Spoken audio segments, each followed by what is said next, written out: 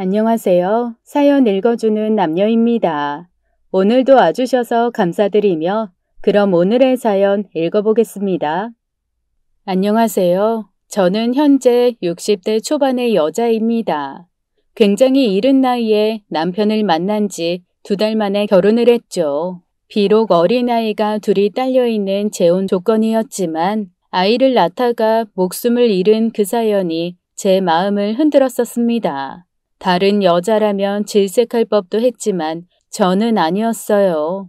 저와 정식으로 만나기도 전부터 자신의 아이들에 관한 사랑을 가감없이 드러내는 모습이 너무 좋았기 때문입니다. 이 아이가 첫째인데 정말 귀엽지 않아요? 이 애는 둘째, 이 사진은 돌사진인데 연필 잡았어요. 두 녀석 다요.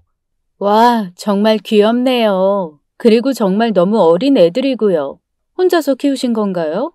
그게 아니라도 많이 힘들었을 텐데. 저도 어린 동생들을 돌봐서 알고는 있어요. 조금이지만. 1년 정도는 저 혼자 어떻게든 해봤어요. 남의 손에 맡기는 것도 싫었거든요. 그런데 저희 부모님이 일찍 돌아가시고 저도 외동 아들이라 의지할 곳이 없어요. 당장 일을 해야 하는데 아무래도 애들이 너무 어려서. 그렇군요. 혹시 사진 더 있어요? 그럼요. 늘 지니고 다니는 사진은 더 귀여워요. 여기. 아이들 이야기에 눈을 반짝이는 그 사람이 귀엽다고 느껴졌습니다. 저보다 나이가 8살이나 많았지만 참 따뜻한 사람 같았거든요. 무엇보다 그런 모습은 저희 부모님과는 정반대라는 점에서 끌렸죠. 제게는 남편에 비해 넘치는 가족이 있었지만 실상은 달랐어요. 제 학창시절은 늘 가난과의 전쟁이었습니다. 당장의 시험보다는 쌀독에 쌀이 떨어지는 게 무서웠을 정도였어요. 큰애 네가 올해 몇 살이지? 14살이요. 일주일 전에도 물어보셨는데. 아직도? 당장에 힘들어 죽겠는데 딸년 공부시킨다고 허리가 휘네. 죄송해요. 넌 마지야. 마지는 살림 이천이고 옛날 같았으면 진즉에 팔아버렸지. 여자가 공부는 무슨 공부야? 무조건 돈 벌러 가고 그래야지, 어? 시끄럽고 술이나 사오라고 해. 막걸리. 돈은요? 외상. 이제 우리 둘 다 오지 말라고 하니까 네가 사정을 좀 해봐. 저한테도 안 주신다고 하셨는데. 그러니까 부탁을 하든 뭐라든 해서 받아오라고. 나가. 안타깝게도 저의 부모님은 자식을 돈벌이 도구쯤으로 여기는 사람들이었습니다. 지긋지긋한 가난에 시달리면서도 자식들을 줄줄이 낳고 제대로 돌보지도 않는 그런 인간들이었어요. 그들에게 있어 자식들은 외상을 시켜 술을 받아오는 존재, 화가 나면 때려도 되는 존재, 함부로 대해도 절대로 거역할 수 없는 존재라고 생각했을 겁니다. 그게 아니라면 그렇게 대하지도 못했을 테니까요. 중학교를 겨우 졸업해서 바로 공장으로 들어가서 가난한 집안에 돈을 보내면서도 전 고맙다는 말 한마디 들어본 적이 없었습니다. 고작 이게 다야? 이걸 누구 코에 붙여? 식구가 몇인데? 제 차비는 빼고 줬어요. 꼴에 버스라도 타고 다니려고? 네 동생들 다 굶어 죽는데? 너 정말 속이 편하다. 편해. 나도 너처럼 살면 좋겠다. 아주 누굴 닮았는지 집 밖에 모르지. 엄마도 오죽하면 이래?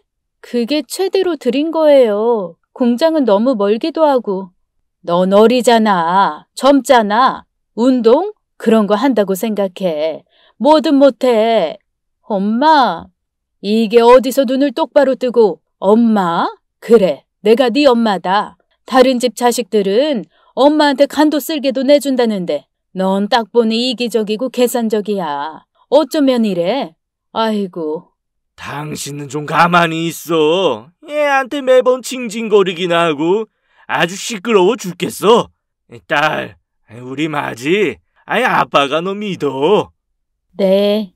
딸, 어디서 목돈 좀 마련해 올 수 있어? 빌리든가 뭐 어떤 식으로든. 제가요? 그럼 우리 막내한테 시킬까? 금방 줄 거야. 그러니까 융통 좀 해봐. 아빠가 끝내주는 사업 계획이 있어서 그래. 그 잠깐이면 금방 갚는다고. 없어요. 알아보지도 않고 지금 없다고 말했어? 너 나 무시해? 그깟 돈 명품 번다고 지금 애비를 무시하는 거야? 에? 오냐, 좋다. 너 머리 커서 이제 안 맞을 줄 알았지? 잘못했어요. 때리지 마세요. 그럼 빌려와. 무슨 수를 써서든 빌려와. 그들에게는 당연한 거였고 저 역시 그게 맞는 거라고 생각하고 컸어요. 그러다가 결혼을 시키는 것도 돈이 된다는 소리에 혹했는지 저를 선자리에 내보내기 시작했습니다. 40대, 50대 그 상대가 누구든 상관이 없었어요.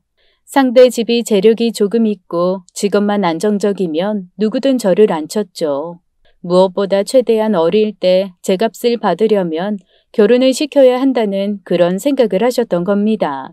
그렇게 몇 번 나간 자리에서 마지막으로 만난 게 앞서 설명한 남편이었고 저희는 맞선을 보고 2달 후에 바로 결혼을 했죠.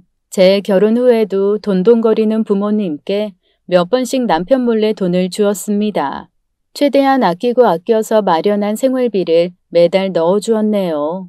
그건 꼭 부모님의 것이 아니라 제 동생, 그 아랫동생, 그보다 더 어린 동생의 몫이라고 생각했죠. 하지만 그것은 밑이 빠진 독에 물을 붓는 것과 다름이 없었어요. 아무리 채워도 절대로 채워지지 않는 악순환의 연속이었습니다. 애초에 그들은 가난을 이겨내려는 의지가 없었으니까요. 하지만 그 고리를 끊을 수는 없었습니다. 그들은 정말로 교묘했거든요. 이게 전부야? 사위가 이것만 줬어? 꼴랑. 엄마, 그 사람은 내가 친정에 돈 보내는 거 몰라요.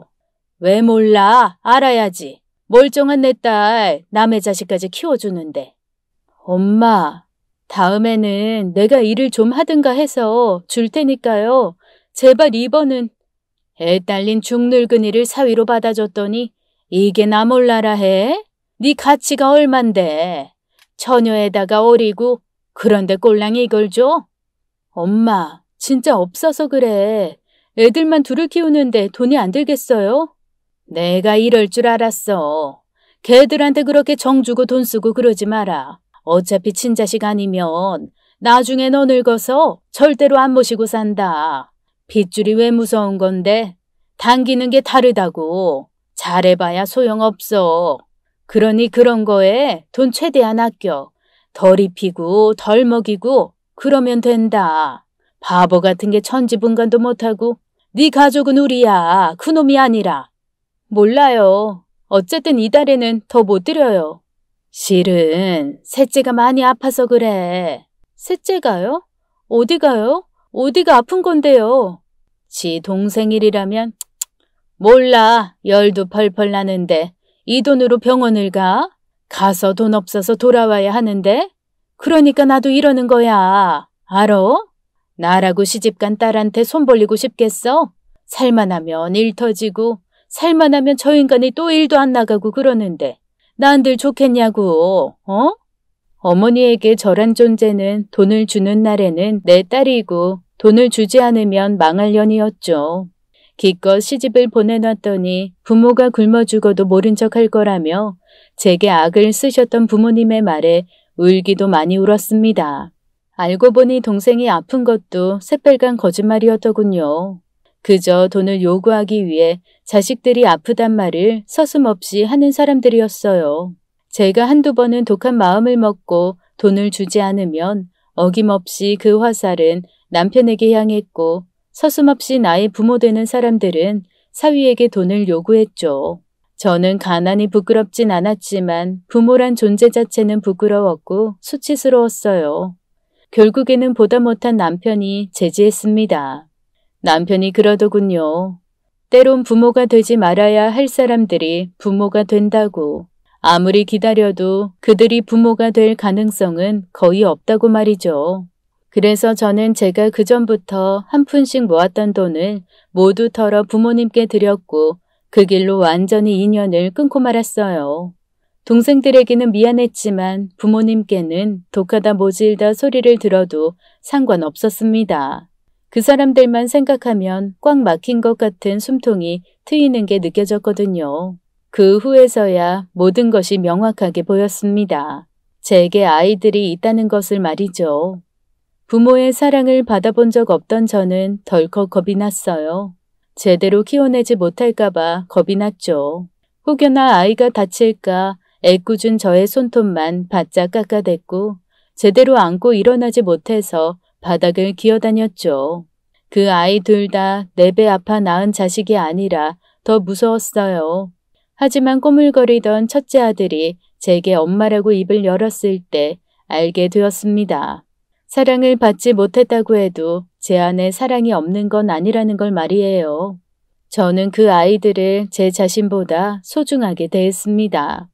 그저 마음이 이끌었기에 따로 노력이 필요한 것도 아니었어요.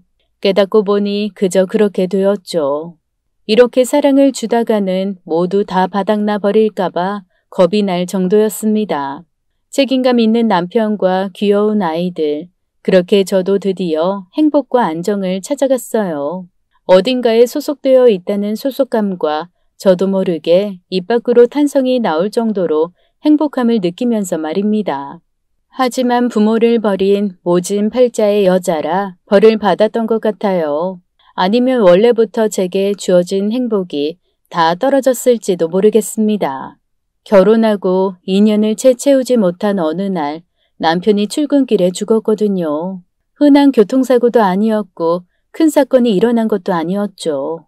그저 너무나 허무하게도 빙판길에 미끄러진 게 그 원인이 되었습니다. 병원으로 옮기기도 전에 숨이 끊어져 있는 상황이었고 제가 마주한 건 너무나 차갑게 식은 남편의 주검이었죠. 지금도 눈을 감으면 그때의 낯선 온도가 느껴질 정도로 생생했네요. 저는 몇 번이나 실신했고 그러다가 깨어나 울었습니다. 이렇게 울다가는 죽을 수도 있겠구나 할 정도로 정말 많이 울었어요. 그렇게 다정한 사람은 아니었지만 제게 늘 감사하는 사람이었습니다. 늘 부지런하고 착실하게 자신의 자식과 저를 위해 살았던 사람이었어요. 술을 아무리 많이 마셔도 다음 날이면 일찍 일어나던 그런 사람이었죠. 몸살에 열이 펄펄 끓어도 회사에 나가겠다는 남편은 제가 본 어떤 남자보다 존경스럽고 멋졌네요. 그런데 그런 사람을 잃어버린 거였습니다. 저는 완전한 혼자가 되었고 너무나 막막했어요. 거짓말 같은 세상에 덜렁 혼자인 기분이 들었습니다. 그럼에도 어린 두 아들을 키워내야 했고 저는 여자가 아니라 어머니로 강해져야 했죠. 남편이 모아놨던 돈과 퇴직금은 아이들을 위해 단 한 푼도 쓰지 않으리라 다짐했어요. 다행히 작긴 해도 남편이 마련한 저희 집이 있었고 앞으로의 생활비만 필요했습니다. 그래서 저는 2달이 넘게 일자리를 찾아 나섰어요. 하지만 어린아이 둘을 데리고 할 수 있는 일은 거의 없었어요. 그래서 시작했던 게 주방 뒤에서 야채를 손질하고 설거지를 하는 거였습니다. 사장님의 배려로 일은 하게 되었지만 불판이 있고 위험한 도구가 있는 그곳은 아이들이 있기에는 많이 위험했어요. 그래서 작은 애는 등에 업고 적당한 크기의 박스를 구해서 안에 첫째를 놓아두곤 했습니다. 하루 18시간을 일을 했고 손은 퉁퉁 불어서 매번 피가 났죠. 지금 생각해도 구역질이 나올 정도로 힘이 든 생활의 연속이었네요. 다시 돌아가라고 해도 절대로 돌아가고 싶지 않은 과거였어요. 아마 제 부모님을 위해서 그렇게 하라고 했으면 못했을 거예요. 누군가 억지로 시켜도 그렇게는 살지 못했을 겁니다. 하지만 희한하게 두 아이를 위해서 저는 해냈어요. 그렇다고 제가 착한 사람이라는 뜻은 아니었죠. 저를 낳아준 부모에게도 돈을 주면서 늘 뜯기는 기분이었던 저였습니다. 헌데 아이들은 달랐어요. 제게 뭔가를 원하지 않았기에 더 주고 싶었고 행복해하는 모습만 봐도 배가 불렀습니다. 그렇게 시간이 흘러 아이들은 저의 사랑 속에서 무럭무럭 자라났죠. 그때를 회상하면 행복한 고생이었다 그런 생각이 듭니다. 다행히 둘 다 공부를 잘했거든요. 그래서 풍족하게는 못해줘도 아이들 학원을 하나씩 보내줬고 늘 저를 실망시키는 법이 없었습니다. 아니 애초에 공부를 잘하지 못했어도 그 아이들에게 바라는 것 하나가 없었어요. 예전부터 늘 나의 부모님이 이야기하신 너도 자식 키워보면 알 거다라는 말은 오히려 키워보니 확실히 잘못되었다는 걸 알게 됐죠. 저는 그 사람들과 달랐어요. 뭔가를 바라지도 원하지도 않았고 그저 존재 자체만으로도 감사하고 고마웠습니다. 제 인생 전부를 다 합쳐도 절대로 후회하지 않은 게 있다면 바로 자식들을 포기하지 않고 키운 거였어요. 만약에 아이들이 없었다면 저라는 존재는 없었을 겁니다. 그 아이들이 저를 살게 해준 원동력이었고 생명줄이었거든요. 시간은 더 흘러 큰아이가 대학에 들어갈 쯤에 저는 작은 가게를 가지게 되었습니다. 다행히 장사도 잘 되어 좀 더 넓은 집으로 이사도 가게 되었고요. 그리고 바로 그 무렵 저는 둘째 동생을 우연히 만나게 되었습니다. 제가 장사하는 가게의 손님으로 말이에요. 혹시 언니? 언니 맞아? 너 둘째야? 그래? 어머, 이게 무슨 일이야. 난 언니 죽은 줄 알았어. 그날 가게 문을 닫고 저희는 한참을 울었습니다. 동생은 안도감에 울고 저는 미안함에 울었어요. 언니 그렇게 사라지고 부모님이 언니 수소문하고 다녔었어. 동사무소고 어디고 다 찾아가서 깽판을 치고 난리가 났었지. 미안해. 미안하다. 정말 면목이 없어. 아니, 잘했어. 만약 언니 계속 있었어도 달라지는 거 없었고 어차피 그 인간들 정신 못 차려. 언니라도 잘 살면 됐어. 응? 난 오히려 부모님이 찾는 게 더 무서웠어. 정말 잘했어. 진짜. 넌 어떻게 지내? 결혼은 했어, 안 했어? 난 엄마 팔자 닮아서 남편 복도 없었어. 게을러 터진 인간이었어. 우리 아빠만큼은 아니어도 한 달도 채우지 못하고 일 그만두고 놀고 그래서 1년 좀 더 살다가 이혼했고 바로 얼마 전에 재혼을 하긴 했어. 그럼 재혼한 그 사람은 어떤데? 잘 모르겠어. 술을 좀 많이 먹긴 해도 일은 하니까 다 거기서 거기지. 그러는 언니는? 언니는 결혼해서 잘 살고 있는 거 맞아? 형부는? 사고로 죽었어. 결혼하고 2년 못 채웠지. 뭐? 그런 일이 있었으면 말을 하지. 맞다. 2년이면 내가 돕진 못했겠다. 부모님은 재산 내놔라 난리 났고. 잘했어. 잘 이겨냈어. 근데 내 기억에는 형부 애들이 있지 않았어?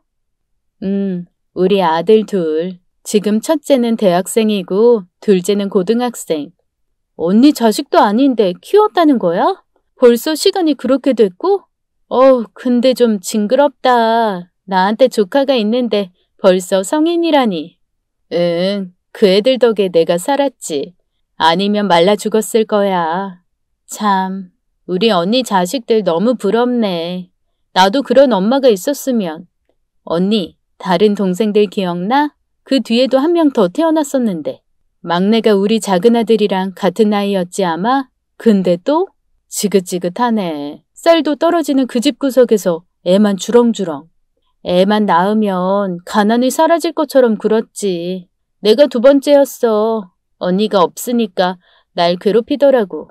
돈 내놔라 뭐 해달라면서 나한테 뭐 맡겨놓은 사람처럼 구는 거 정말 웃기고 역겨워. 근데 내가 언니랑 같아? 어림도 없지. 난 돈 모아서 바로 가출. 잘했네. 그럼 다른 애들은? 셋째는? 내가 집 나올 때 보고 걔가 중학교 졸업하고 같이 살았었어. 나야 원래 꼴통이었고 그래서 내가 걔는 제대로 챙겼어. 그래도 셋째는 공부는 잘했잖아. 맞다. 언니도 공부 잘했었지? 어릴 때나 그런 거고. 그럼 부모님은? 소식 알아? 아버지 돌아가셨어. 나 고등학교 올라갈 때. 그 뒤에 내가 가출했지. 엄마가 술만 먹으면 그렇게 언니 욕을 하고 형부 욕을 했었는데. 그럼 엄마는 살아계셔? 그건 몰라. 알고 싶지도 않고. 엄마란 인간은 넷째랑 다섯째 고아원에 맡기고 도망쳤어. 그때 셋째가 막 중학생 되었을 때인데 말이야. 아마 살아계실걸? 그런 사람은 이상하게 오래 살아. 잠깐, 뭐? 동생들이 고아원에 보내줬다고? 미쳤지? 그래서 나도 걔들 소식 몰라. 어렸으니까. 셋째는 연락하고 있고, 셋째는 그래도 대학까지 졸업했어. 은행에서 일하고 있어. 결혼은 안 했고. 결혼을 안 해? 이제 결혼해도 늦었는데 왜 결혼을 안 했어? 가족 자체를 만들기 싫다더라. 하긴 나도 이렇게 질리는데. 나도 결혼은 했어도 아이는 낳을 생각 없어. 그러기도 싫고. 부모한테 배운 게 뭐가 있어? 가족이 핏줄이 아니라 돈줄인 그런 양반들 밑에서 자라서 다들 뭔가가 어긋나게 된 것 같아. 뒤늦게 들은 소식은 충격적이었습니다. 얼굴이 잘 기억나지 않을 정도로 어렸던 넷째 남동생과 얼굴을 아예 모르는 다섯째 여동생이 고아원에 버려졌다는 이야기에 저는 얼마간 밤잠을 이루지 못했죠. 결국에 전화로 소식을 들어보니 두 아이 다 입양을 갔다고 합니다. 다행이라고 해야 할지 아니라고 해야 할지 뭔가 가슴이 먹먹해졌어요. 더구나 그때 당시 동생들 나이가 제 아들들과 비슷한 나이 또래일 테니 더욱 마음에 걸렸죠. 한참 고민한 끝에 동생을 데리고 그 고아원을 방문했어요. 답답한 마음에 사진이라도 보고 싶고 주소라도 알고 싶어서 걸음했는데 원장님께서 오히려 혼란을 줄 가능성이 크다면서 더 이상의 정보를 주진 않으시려고 하셨습니다. 결국 어쩔 수 없이 걸음을 돌리려다가 얼결에 일손을 거들게 되었네요. 마침 아이들의 목욕 봉사가 진행되고 있었기 때문입니다. 처음에는 그냥 해본 일이었는데 이상하게 제 마음이 편안해지더라고요. 신기하게 우리 애들 어릴 때로 돌아간 것 같기도 하고 말이죠. 그래서 그렇게 고아원 방문이 시작되었습니다. 나중에는 둘째와 셋째도 그랬고요. 언니, 내가 애들을 진짜 싫어한다고 생각했거든? 왜 나 어릴 때 언니랑 둘이서 애들 기저귀 갈고 밥 먹이고 다 했잖아. 진짜 끔찍이 싫었는데. 막상 애들 돌보니까 의외로 잘 맞는 것 같아. 진짜. 난 지금도 싫어. 대체 무슨 생각하는지 모르겠고. 너무 갑자기 움직이고 갑자기 웃고 정신없어서 싫어. 그러셔? 근데 왜 이렇게 꾸준히 나와? 싫으면 주말에 쉬시지. 애들이 아니라 그냥 큰언니 보고 싶어서 온 거거든. 아이고, 그러면서 제일 열심히 애들 씻기고 입히고 너 의외로 결혼하면 잘 살지도 몰라. 지금도 안 늦었다. 얼른 결혼해서 네 아이 가지고 그렇게 살아라 제발.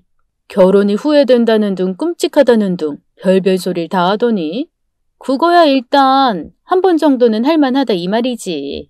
그래, 애들도 너 따르고 좋아하잖아. 싫어. 그냥 나 같아서 잘해주는 거야. 짜증나서. 애들 눈치 보는 거 보여? 딱 내가 저랬다고. 화나게. 아이들은 아이들답게 그렇게 자라야 돼. 떼쓰고 울고. 하긴. 근데 우리 집은 그런 애들이 없긴 하다. 없다고? 있었어. 엄마랑 아빠. 매번 떼쓰고 울고 징징거리고. 자식들이 해야 할 걸 본인들이 싹 다 하셨지. 기가 차긴 해. 그런 거 보면 언니나 동생이나 참 잘 컸어. 못된 건 안 닮고. 무슨, 너희들은 몰라도 난 아니야. 난 부모님 닮긴 했어. 대체 어디가? 애들 씻기고 먹이고 돈까지 털어주는 사람은 우리 중에 언니가 유일한데 우리 부모님이 그랬을 것 같아? 그래, 함부로 닮았단 말 하지도 마라. 소름 끼치니까. 감히 제 주제에 봉사활동이나 좋은 마음이 있어서 간 곳은 아니었습니다. 그저 입에 풀칠할 정도로 벌고 어느 정도 나눌 수 있어서 간 거였어요. 어쩌면 제가 동생들에게 해줘야 했던 일들에 대한 죄책감을 덜고 싶어서일지도 모르겠습니다. 또 셋째 동생 말처럼 그 아이들이 전부 저 같아서 그런 걸지도 모르겠네요. 적어도 저보다는 더 나은 삶을 살게 해주고 싶다는 그런 생각이었던 것 같습니다. 이유를 꼽자면 정확히 하나만 할 수는 없지만 무엇보다 그곳에 가는 게 좋았고 편했던 건 확실하네요. 그렇게 수년을 고아원을 오가면서 아이들을 돌봤습니다. 저를 이모 하면서 따르는 아이들도 있었고 아직 어린 아이들은 엄마 따르기도 했어요. 어떤 아이는 운 좋게 입양을 갔고 또 어떤 아이는 오래오래 남아 있었습니다. 놀라운 건 셋째가 그 사이에 결혼하고 결국 그곳에서 입양을 했다는 거였어요. 저도 일찍이 그러고 싶었고 마음 가는 아이가 있었지만 쉽게 결정할 수가 없었습니다. 더구나 제가 마음에 둔 애들은 어린 시절부터 보아왔던 아이들이었기에 입양하기에는 늦은 감이 있었죠. 또 제 아이들이 친아들이 아니었기에 혹시나 애들에게 또 한 번 상처를 줄까봐 두려웠거든요. 그래서 법적으로는 못해도 최선을 다해서 정신적으로나 물질적으로나 아이들을 돕기 시작했습니다. 그걸 알고 있던 두 아들 역시 저를 지지해줬고요. 동생들 모두가 그걸 알고 제게 자식 농사 하나는 기깔나게 잘했다고 칭찬해 주었을 정도였습니다. 정말이지 제 아들들 모두가 너무 바르게 잘 컸어요. 엄마, 나 결혼하면 우리 셋이 꼭 같이 살아요. 알았죠? 여자는 있고 있으면 소개나 해주지. 그리고 그냥 너희들끼리 살아. 누가 시어머니를 모셔? 그냥 따로따로 요즘은 다 그렇게 살아. 에이, 그건 케바케지. 케바케? 그게 뭐야? 먹는 거야? 케이스 바이 케이스라고 사람마다 상황에 따라 다르다고요. 그러니까 엄마는 이 첫째 아들만 믿어요. 내가 효도 한번 제대로 해볼 테니까. 형, 엄마는 나랑 더 잘 맞거든. 그러니까 결혼하고 나랑 살 거야. 형은 출장도 잦잖아. 난 공무원이라서 엄마 더 잘 모실 여건이 된다고. 매번 집 비우고 그러면서 어디로 엄마를 데려가려고. 상황이 안 좋아. 그래도 내가 돈을 더 많이 벌잖아. 이 박봉 공무원 주제에. 으아, 공무원 철밥통 무시해? 나도 호봉 오르면 장난 아니거든? 오르고 나서 이야기해라. 너의 4달 월급, 내 1달 월급보다 작다? 엄마, 형한테 뭐라고 좀 해. 자꾸 난 무시해. 아이들은 어느새 자라서 좋은 직장에 다니면서 저를 챙겨주기 시작했습니다. 마치 기다렸다는 듯이 둘 다 제게 분에 넘치는 효도를 해주었어요. 첫째는 대학 때 창업인가를 지원받아서 일찍이 회사를 세웠고 그때 생긴 첫 수입으로 고급 안마 의자를 사줬습니다. 그리고 둘째가 졸업하기도 전에 공무원 시험에 붙으면서 함께 유럽 여행도 갔네요. 정말 자식들은 저를 위해서 뭐든 해주려 했습니다. 물론 좀 심하긴 했죠. 제가 혼자 나가는 것도 무서운지 시간만 나면 저를 졸졸 따라다녔어요. 마치 어린 시절 불안한 마음에 박스 안에 넣어놨던 것처럼 말입니다. 늘 어린아이처럼 보였는데 어느 순간부터 저를 챙기더라고요. 그러다가 첫째가 결혼할 사람이라며 제 앞에 데리고 와서 인사를 시켰습니다. 한눈에 봐도 예쁘고 참한 여자였어요. 그리고 아들이라면 더없이 좋은 남편, 아빠가 되어줄 거라고 생각했죠. 저는 둘의 결혼을 진심으로 축하해줬어요. 그냥 잘 살면 그뿐이라는 생각도 들고 시원섭섭한 마음도 있었죠. 그런데 결혼 후에 며느리가 홀로 저를 찾아왔어요. 혹시 싸웠나 하는 생각이 들 정도로 표정이 좋지 않아서 불안해졌습니다. 그런데 막상 꺼낸 이야기는 그게 아니더군요. 어머님, 아직 가게도 하시고 또 솔직히 좀 젊으신 편이잖아요. 저희 어머니보다 나이도 어리시고. 그런데 꼭 같이 사셔야겠어요? 대체 그게 무슨 소리니? 같이 살다니. 남편이 그러던데요. 어머님 모시자고요. 저도 그러고 싶죠. 그런데 저희 아이 낳고 안정되면 그때 모셨으면 하거든요. 아가, 나는 저 남편 효자인 거 알고 결혼했고 정말 다 좋아요. 어머님 절대로 싫은 거 아니고요. 아버님 제사도 절에 맡기고 시집살이 그런 것도 일절 안 하고 저 어머님 너무 좋아요. 근데 그 시기를 좀 뒤로 늦추자는 거예요, 저는. 이해하세요? 아가, 난 일단 그런 말을 한 적이 없어. 난 혼자 살 거다. 그러니까. 봐, 이럴 줄 알았어. 우리 어머님은 그런 분이잖아요. 생활력도 강하고 아들한테 의지하고 막 그런 분 아니죠. 그럼 제 남편 좀 설득해 주세요. 결혼하고 그 문제로 자꾸 싸우고 그래요, 저희. 어머님, 저 좀 제발 살려주세요. 네? 괜히 저 때문에 신혼에 문제라도 생길까봐 저는 제 아들을 겨우 설득했습니다. 끝까지 고집을 부려서 결국 들어가긴 하되 장사를 할 때까지는 못 가겠다고 못을 박았고요. 큰애 이야기로는 애초에 결혼 전에 어머니를 모신다는 조건을 걸었다고 했습니다. 그런데 갑자기 아내의 태도가 바뀌니 그걸로 자잘한 말다툼을 했다더군요. 아들의 말을 들어보니 며느리가 저를 모시는 것 자체를 싫어한다는 것 정도는 알아차렸습니다. 저도 눈치가 있고 또 어떤 며느리가 시어머니를 모시고 싶어 할까 하는 생각에 이해도 되었어요. 그래서 그냥 그러려니 넘겼죠. 그런데 그렇게 한번 넘어가니 며느리는 점점 더 저를 만만하게 보기 시작했습니다. 어머님, 저 시집 온 거 맞아요? 알아듣게 설명해라, 알아듣게. 왜 결혼했는데 아직도 남편 월급을 어머님이 관리해요? 심지어 도련님도 그러신다면서요. 이게 말이 되는 거예요? 무슨 마마보이들도 아니고 다 큰 성인이 돈 관리를 못해? 아무래도 나도 그걸 말하긴 했는데 말이다. 큰애가 저 정말 자존심 상해요. 남편이 저를 못 믿는 것 같기도 하고 제가 얼마나 아끼고 절약하는데요. 그리고 저 임신했어요. 아시죠? 이런 스트레스 하나하나가 어머님 손자한테 안 좋은 영향 줘요. 그러니까 앞으로는 이 문제 더 없게 어머님 손에서 잘라주세요. 핑계라면 핑계일지도 모르겠네요. 저도 초반에 결혼한 아들이 제게 다달이 돈을 보내는 걸 맞긴 했습니다.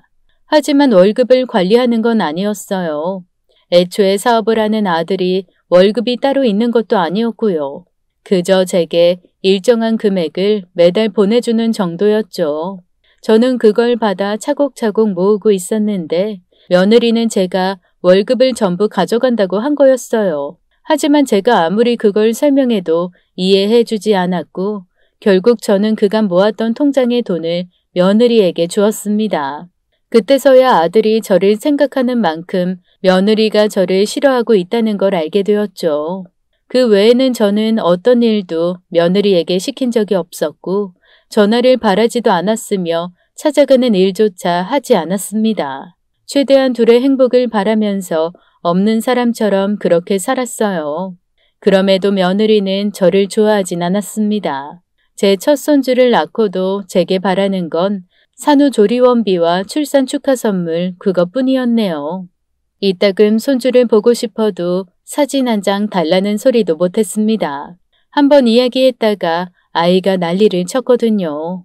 아주 가끔 며느리가 손주를 데리고 오는 날은 아이를 맡기고 놀러 나가는 날 그게 전부였습니다. 답답할 때도 많았어요. 저라고 뭐 계속 속이 좋았겠습니까? 며느리들이 시어머니에게 착한 며느리가 되고 싶은 것처럼 저 역시 며느리에게 좋은 시어머니가 되고 싶었을 뿐이었죠. 그런데 아무리 노력해도 좁혀지지 않는 거리감은 어쩔 수가 없었네요. 그렇게 속이 시끄러울 때 저는 고아원에 방문했고 어느덧 고아원을 나가서 사회생활을 하는 아이들과도 만났습니다. 그중에는 제가 입양까지 고려했던 딸아이도 있었어요. 입양을 고려할 정도라면 굉장히 착하고 영리하고 착할 거라고 생각하실 텐데 그 아이는 꼭 그렇지는 않았습니다. 착한 쪽보다는 못된 쪽에 가까웠고 뚱한 표정에 무뚝뚝한 성격이었어요. 하지만 어딘지 모르게 그 모습은 저를 많이 닮아 있었죠. 그래서 더 정이 가고 좋았습니다. 그 아이를 처음 봤던 날부터 제가 만약에 남편과의 사이에서 아이를 낳았다면 이런 모습이지 않을까 했거든요. 아줌마는 할 일이 그렇게 없어요? 딸 밥 사주려고 왔지. 오늘 한 번만 봐줘, 응? 또 그러네. 내가 딸이 아닙니다만. 설마 나 대학 등록금 해줬다고 이러는 거예요? 금방 갚을 거라고 했잖아요. 그러니까 친한 척 좀 안 갚아도 돼. 그냥 잘 예쁘게만 자라. 이미 다 자랐고 저 성인이에요. 그러니까 그러지 마세요. 친부모도 버린 저한테 뭐하러 돈을 줘요? 그렇게 사람 믿고 그러면 언젠가 크게 사기당할걸요? 뭘 믿고 그래? 넌 부모가 버렸고 난 부모를 버렸고 닮아서 그래. 닮아서. 설마 아줌마 또 무슨 일 있죠? 며느리가 또 난리쳐요? 아니야. 이제 안 그래. 아니긴 뭘 아니야. 그니까 적당히 해요. 아줌마는 아줌마가 되게 좋은 시어머니 같죠? 며느리들이 보면 그렇지도 않아요. 아예 관심을 끊고 남처럼 지내요. 그런 시어머니가 인기거든. 알았어. 내가 더 열심히 할게. 아니, 그냥 아무것도 하지 마요. 뭔가 하는 걸 더 싫어하니까. 누가 봐도 다정하지 않고 거친 말투였지만 저는 그랬습니다. 그 아이와 함께 있으면 든든하다는 생각이 들었어요. 어느 한쪽의 말에 귀를 기울이지 않고 오로지 본인의 생각을 이야기로 한다는 건 제게 하는 조언처럼 들렸기 때문입니다. 어쩌면 저는 딸 같은 그 아이에게서 엄마 같다는 느낌을 받았던 것 같아요. 저를 몰아치고 혼을 내도 그 안에는 분명 걱정이 담겨 있었습니다. 글로 적어 놓으니 정말 이상하게 보이긴 하는데 표정이나 말투에는 분명히 걱정이 담겨 있었죠. 저는 그렇게 그 아이의 조언처럼 정말 남처럼 지냈습니다. 그게 아들의 행복을 위한 길이라면 저도 아쉬울 거 없었고요. 아들은 제게 계속 용돈을 보내주는 줄 알고 있는 듯 했지만 저 혼자 식당 일을 해서도 충분히 생활할 여력도 되었습니다. 실제로 그 효과는 제법 있었는지 며느리는 그 이후로 저를 찾아와 따져 묻는 걸 하지도 않았고요. 그저 일주일에 2번, 많으면 4번 정도 아이를 맡기러 오는 게 전부였죠. 그러다가 작은 아들이 결혼을 한다고 인사를 드리러 왔더군요. 참하고 싹싹하고 애교가 많은 아가씨였습니다. 저는 한편으로는 겁이 나면서도 반대할 이유는 없어서 흔쾌히 허락했고요. 그런데 그 아이는 제게 정말 잘했습니다. 일부러 찾아와서 말동무도 해주고 함께 여행을 가자고 하기도 하고요. 제 생일엔 미역국에 상다리가 휘어지게 차려주기도 했죠. 그런데 결혼 후 딱 반년이 지나니 태도가 돌변했습니다. 정확히 첫째 며느리처럼 제게 따지거나 쏘면서 말을 하더군요. 이쯤 되니 제가 문제인가 싶기도 했습니다. 하나라면 그러려니 하지만 둘이라면 이건 분명히 제 문제라고 그렇게 생각이 들더군요. 혹시나 은연중에 시집살이를 시키거나 부담을 준 게 있는지 몇 번이나 과거를 더듬었습니다. 산후조리 비용을 달라고 할 때까지 몰랐던 일, 출산 후에 명품을 사주는 걸 몰랐던 일, 둘이 여행 가는데 눈치 없이 끼어든 일 때문일까 머릿속이 정말 복잡했어요. 그래서 저는 너무 답답한 마음에 늘 객관적인 딸아이를 집으로 불렀습니다. 제 행동에 문제가 있으면 꼭 정확히 말을 좀 해달라고 말이에요. 그렇게 아이를 안방에 숨기고 뒤이어 며느리들도 불렀습니다. 마침 그때가 제 생일이었기에 한자리에 모이기도 쉬웠고요. 이런저런 형식적인 축하를 하고 저도 감사를 표했습니다. 아들 둘 다 직장을 가야 할 평일이라 저녁에 따로 보기로 했고요. 식사를 끝마친 저는 며느리들에게 진지하게 물었습니다. 혹시 말이다. 내가 뭔가 더 불편하게 한 게 있니? 네? 편하게 말을 하면 내가 고쳐보려고 노력할까 한다. 말이 나와서 하는 말인데요. 우리 아이 돌보실 때 좀 잘해주세요. 요즘이랑 예전이랑은 다르잖아요. 저희 남편 키울 때야 이것저것 아무거나 먹이고 입혔지만 지금은 상황이 달라요. 유모차도 명품이 있잖아요. 간식도 아무거나 그냥 주시고. 유기농 모르세요? 네? 아, 알겠어. 그리고 또? 이것도 잘 못하면서 뭘 더 바라세요. 귀한 손주 얼굴 만지기 전에 손도 좀 씻으시고요. 아, 옷도 좀 갈아입으세요. 음식 냄새 나는데. 전 물어볼 게 있는데요. 어? 뭐? 형님은 산후조리원 끊어주셨다고 들었어요. 저도 그래 주실 건지. 어머님도 아시잖아요. 저희 남편 월급 뻔한 거. 저희 살림에도 빠듯하거든요. 이제까지 저희 남편이 월급도 다 주셨다고 들었는데. 그건 결혼하면서 나도 안 받았다. 이제 그런 일은 없어. 아는데요. 그전까진 받으셨잖아요. 저도 돌려주세요. 형님만 돌려줬다고 들었는데. 맞죠? 저도 제가 관리하고 싶어요. 어머님은 돈 잘 버시고 가게도 장사 잘 되잖아요. 그니까. 알았다. 그러마. 내가 잘 모아놨으니까 걱정 말거라. 역시 우리 시어머니는 진짜 최고예요. 노후 준비도 되어 있으시고 며느리들한테 이렇게 열린 분이라니. 저 정말 시집 잘 온 것 같아요. 그래, 고맙구나. 그 순간 안방문이 열리는 동시에 딸아이가 용수철처럼 튕겨나왔어요. 이것들이 어디서 시어머니한테 죽으려고. 그리고는 제 며느리 2명의 머리채를 잡아서 안방으로 질질 끌고 들어갔습니다. 놀란 며느리 둘이 소리를 꽥 질렀고 저는 발작을 하듯 뒤로 넘어갔어요. 그런데 제가 일어나기도 전에 안방문이 덜컥 잠기고 말았죠. 저는 놀라서 흔들고 하지 말라고 소리를 쳤지만 안에서는 비명소리와 악을 쓰는 소리만 가득했어요. 겨우 저는 마음을 진정시키고 열쇠를 찾아서 방문을 열었습니다. 정말로 가관이었어요. 며느리들의 코에서는 피가 나고 있었고 양쪽 얼굴은 벌겋게 부풀어 있었습니다. 제가 아무리 어르고 달래도 며느리들은 딸아이에게 고소를 하겠다며 악을 쓰고 나갔어요. 저는 그게 무서워서 얼른 사과라도 하러 가자고 했습니다. 하지만 딸아이는 단호했어요. 내가 아줌마 자식은 아닌데 그것들은 식구 며느리잖아요. 그런데 감히 그따위로 말을 하고. 난 절대 사과 안 해요. 아니 못해. 잃을 게 없으니까. 나 고소하면 또 때릴 거야.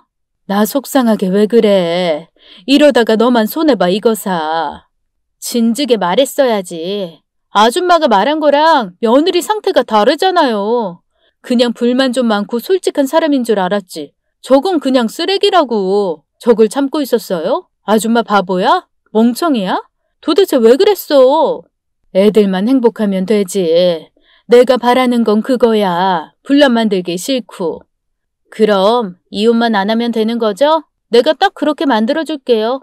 딸아이가 그렇게 화가 난 건 처음 봤습니다. 워낙 남일에는 관심도 없었기에 어떤 때는 서운했는데 막상 관심을 가지자 무섭기까지 했어요. 그 아이는 제 아들들과 일전에 몇 번 본 적이 있었고 이내 연락을 해서 모두를 불러보았습니다. 심각한 분위기를 감지한 아들들이 제게 물었지만 저는 별거 아니라고만 말을 했어요. 그런데 딸아이가 휴대폰에 있던 녹음 기록을 그대로 들려주었습니다. 저는 너무 놀라서 감추려고 했지만 그때는 이미 아들들이 저를 제지했죠. 결국 낮에 있었던 일 모두를 아들 둘이 다 듣게 되었죠. 엄마, 이거 진짜야? 설마 그래서 나랑 안 살겠다고 그랬어? 이 사람이 엄마한테 이런 식으로 굴었어? 결혼 후 내내? 몇 년간? 아니야. 그게 아니고. 엄마, 숨긴다고 해서 그게 숨겨져? 말을 했어야지. 이런다고 행복해? 감출 걸 감춰야지. 이런 취급 받으려고 나 키웠어? 그런 거냐고. 난 누가 뭐라고 해도 상관없어. 둘만 잘 살면 되는 거야. 엄마, 설마 우리 둘 다 친아들 아니라서 그래? 그래서 우리 떼어놓고 싶은 거였어? 그게 맞으면 말을 해봐. 아니야. 내가 너희 엄마고 누가 뭐라고 해도 너흰 내 아들들이야. 그럼 말했어야지. 형나 나나 우리 미래에도 엄마가 있는데 엄마한테는 우리가 왜 미래에 없는 거야. 애초에 엄마가 없으면 우리 둘 다 행복하지 않아. 왜 그걸 몰라. 엄마는 왜 그러는데. 동생 말이 맞아. 엄마는 꼭 우릴 결혼시키고 털어내려는 것 같아. 그게 아니야. 나는 아줌마는 오빠들 때문에 살았다고 생각하는 사람이에요. 그리고 결혼하면 남처럼 살라는 거 내가 시켰어요. 다른 이유는 없었어요. 이런 상태인 줄은 더더욱 몰랐고요. 그냥 저는 아들 자랑을 하도 하기에 혹여 눈치 없이 굴까봐 죄송합니다. 제가 끼었으면 안 될 부분이었는데 죄송해요. 아니야, 네 잘못이 아니야. 아니에요. 아줌마, 제가 몰랐어요. 그냥 어디 가서 욕먹지 말라고. 그때 그 아이가 울음을 터뜨렸어요. 어린 시절에도 한 번도 보지 못했던 그 아이의 눈물을 보니 마음이 너무나 아팠습니다. 그런데 울음 끝에 던진 말은 당황스러웠어요. 이런 취급 당하는 줄 알았으면 좀 더 빨리 패줬어야 했는데. 아들들은 그제야 자신의 아내들이 딸아이에게 맞은 걸 알게 되었죠. 그리고 고소를 한다는 사실을 알고 집으로 달려갔어요. 이 일로 두 부부 다 심각한 싸움까지 갔습니다. 그리고 알게 된 사실이 있었는데 둘째 며느리에게 첫째가 조언을 해줬다더군요. 초장의 시어머니를 잡아야 홀어머니를 모시지 않게 된다고 말이죠. 둘째 며느리가 제 아들과 싸우면서 억울했는지 모든 걸 다 실토했다고 해요. 그리고 오래전에 계획해 놓았던 가족 여행에서도 저를 빼고 가려고 둘이 몰래 계획도 짰다고 합니다. 능력도 있고 성격 좋은 저의 아들들과 결혼할 때는 무조건 다 맞춰주려고 시어머니를 모시겠다고 말을 하긴 했는데 막상 진짜가 될까봐 그게 무서웠나 보더군요. 특히나 제가 아들이라면 껌뻑 죽고 자신들이 못되게 말을 해도 절대로 전달을 안 하는 것도 이용했답니다. 아들 일이라면 무조건 고개를 숙이고 보는 저는 이용하고 누구보다 효심이 넘치는 아들들을 제어하기 위해 제게 그렇게 못되게 군 거였다고 해요. 그러니 제가 아무리 잘해도 좋은 시어머니가 되어도 소용이 없었던 겁니다. 마음이 정말 좋지 않았어요. 자식 농사 하나는 기가 막히게 지은 줄 알았는데 오히려 그 효심 때문에 며느리들이 합심해서 저를 싫어할 줄은 몰랐죠. 그 사건이 있은 뒤 며느리 둘은 저의 집에 와서 싹싹 빌기 시작했어요. 제게 이혼당할지도 모른다면서 제발 설득을 해달라고 했죠. 딸아이에게 맞은 상처에 퉁퉁 부은 눈을 보니 마음이 좋진 않았네요. 화도 나고 생각 같아서는 둘 다 꼴도 보기 싫었지만 아이들이 저 때문에 이혼을 하는 건 원하진 않았습니다. 애초에 저를 빼면 결혼 생활에서도 큰 문제는 없었으니까요. 하지만 큰아이는 절대 뜻을 굽히지 않고 이혼을 하겠다고 했습니다. 이에 며느리는 제 앞에서 울고 아이도 울고 난리가 아니었어요. 그래서 한 번 더 이런 일이 있으면 그때는 말리지 않겠다고 아이를 봐서 그냥 넘어가자고 아들을 설득했습니다. 그렇게 며칠을 고민하더니 큰아이와 작은아이가 와서 방법을 하나 제시했어요. 엄마, 앞으로 내 월급, 내 수익 전부는 엄마 통장으로 넣을 거야. 왜 또 그래? 아내한테 살림도 안 맡기고 그러는 거 아니야. 여자만 시집가? 남자도 장가가는 거야. 새 가정을 꾸리는 일이고 거기에 시어머니가 끼면 잘 되는 일도 안 되게 되어 있어. 안 돼. 이거 오래 고민하고 내린 결론이야. 그래, 형 말 하나 틀린 게 없어. 들어봐. 앞으로 일체 생활비 용돈 모두를 엄마한테 직접 타게 할 거야. 적어도 한 달에 2번은 엄마를 직접 보게 할 거고, 그리고 앞으론 건물이고 뭐고 명의가 필요하면 돈이 더 들어도 엄마 명의로 할 거야. 뭐? 우리 안사람도 그렇게 하기로 했어. 아니면 진짜 이혼할 거고. 그건 하나도 도움이 안 돼. 엄마, 난 사람 안 믿어. 엄마 외에는. 근데 이런 짓을 한 여자랑 더 살아? 이대로 그냥 넘어가면 엄마한테 또 안 그럴 거란 보장 있어? 그리고 엄만 이전처럼 숨기만 할 거고 진심으로 엄마를 생각하지 못하는 거 이해해. 근데 적어도 예의는 갖춰야지. 안사람 허영심 많은 여자야. 이 방법이 제격이고. 그리고 엄마한테 애 맡기는 것도 못하게 해야지. 뭐? 그럼 어디에 맡겨? 그건 우리가 알아서 해요. 저는 주말에 1번, 평일에 1번 올 거고요. 아이 데리고 그 사람 없이 올게요. 그리고 제사도 지낼 거예요. 아버지. 우리도 돕겠지만 우리가 명절에 음식하는 것도 아니고 그 정도는 해야 된다고 안사람도 말하더라고요. 배가 불렀지. 설이며 추석이며 친정 보내주는 시어머니가 이 세상에 어딨어? 괜히 일 늘리고 그러지 마라. 응? 애들 힘들어. 이게 최선이라서 그래요. 엄마도 좀 강하게 나가세요. 엄마 아들들은 엄마가 우선이고 우리가 엄마 백이라니까요. 정말 그러고 싶지 않았지만 아들들도 그렇고 딸아이도 저를 설득했습니다. 그래서 저도 고민 끝에 좋은 시어머니가 되는 건 포기했어요. 독하게 마음을 품을 필요도 없었습니다. 저 물러 보여도 혼자서 아이 둘을 키운 여자예요. 밑바닥에서 바닥을 기면서 아들 둘을 대학에 보냈고 제 힘으로 가게 상가 건물도 올렸죠. 그렇게 살면서 착했다면 지금에 이르지도 못했을 겁니다. 욕도 잘하고 독하고 모진 말도 잘하는 사람이에요. 하지만 그러고 싶지 않았던 거였습니다. 내가 잘하는 만큼 내 아들들에게 잘하겠지 하는 마음으로 견딘 거고요. 하지만 모두가 같은 마음일 수는 없기에 저는 나를 잡아 며느리들을 불렀습니다. 그리고 그 아이들 앞에 제 전 재산을 증명하는 문서를 꺼내 보여줬어요. 거기에는 이제껏 따로 모아왔던 아들들의 월급 통장도 다시 돌아와 있었죠. 그때 집값이 한참 폭등했던 때라서 눈이 돌아가는 게 보였습니다. 너희 중에 가장 나한테 잘한 며느리에게 물려줄 거다. 아들들도 동의를 했어. 아마 고소는 못할 거야. 영원히.